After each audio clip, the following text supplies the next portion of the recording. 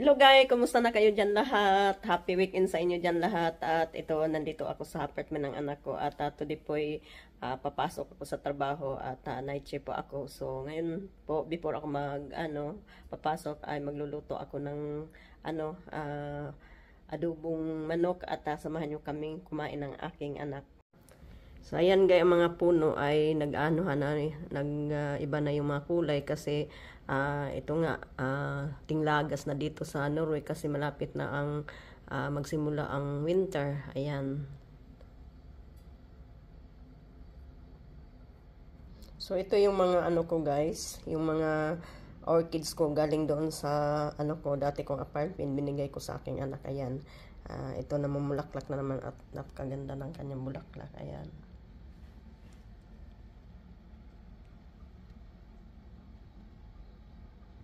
So, ito yung adobo ko guys. So, mukbang tayo ngayon. Mumukbang tayo ng adobong manok. Ayan. Hinanyan ko pagluto guys. Hindi ko na lang ginisa. Nilagay ko na lang lahat yung mga ingredient. Ayan.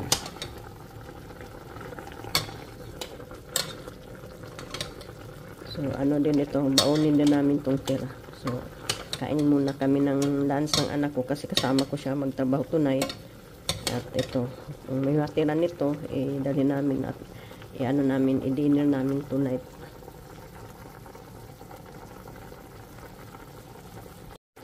So ito guys, malapit na ito matapos itong aking luto. Lagyan natin ito ng sibuyas.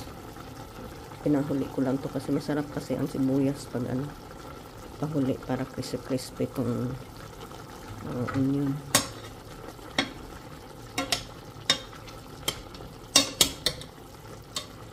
Simpleng lang to. Simpleng adobo.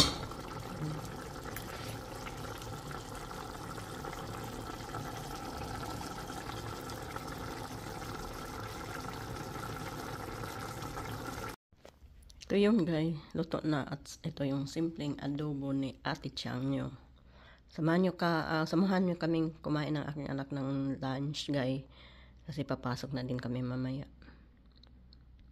At itong di wala to sa atin ang kanin sa mga Pinoy.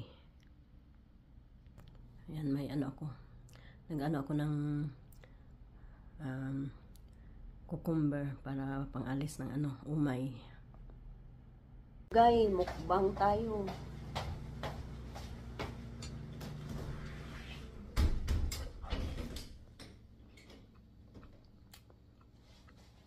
Wala na day kayo ko andya. Sili.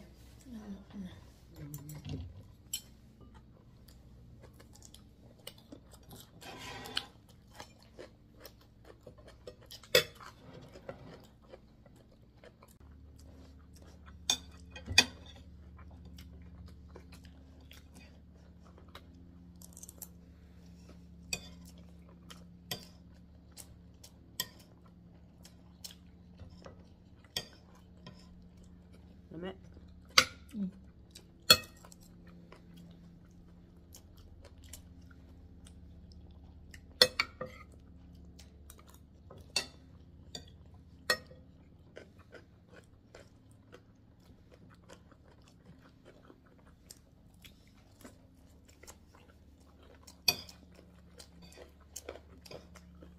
Kami na ako napakaisili.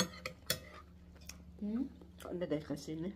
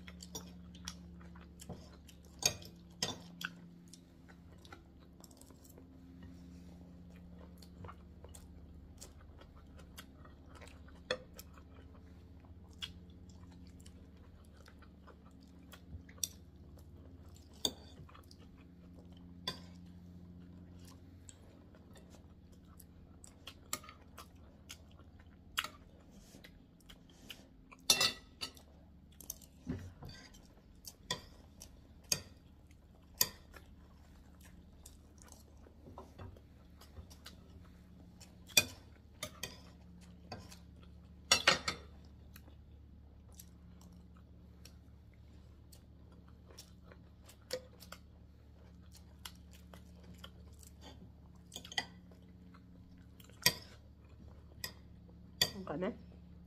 Batang.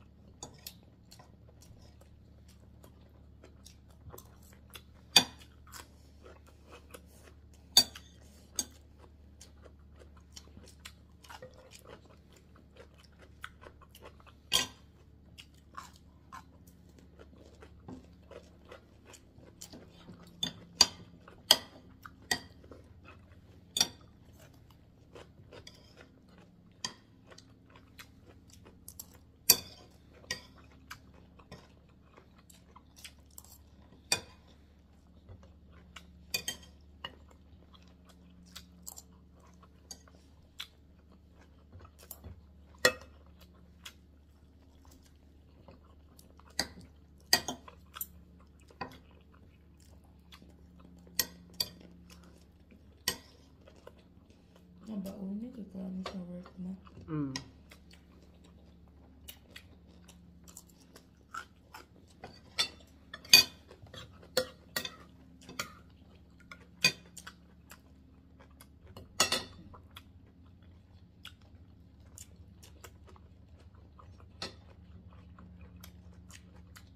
Saan ka?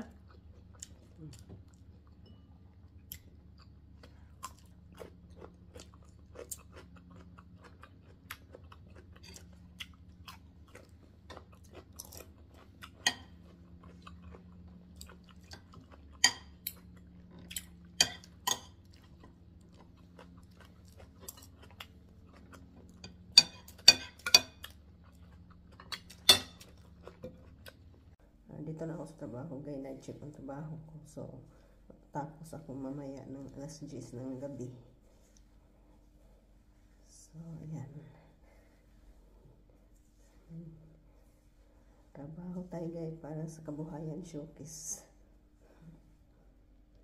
Grabe ang akong gilimpyuhan. Linisan ko kasi may kasal dito. Ito yung nilinisan ko, pakita ko sa inyo. Yan guys, oh. Yan.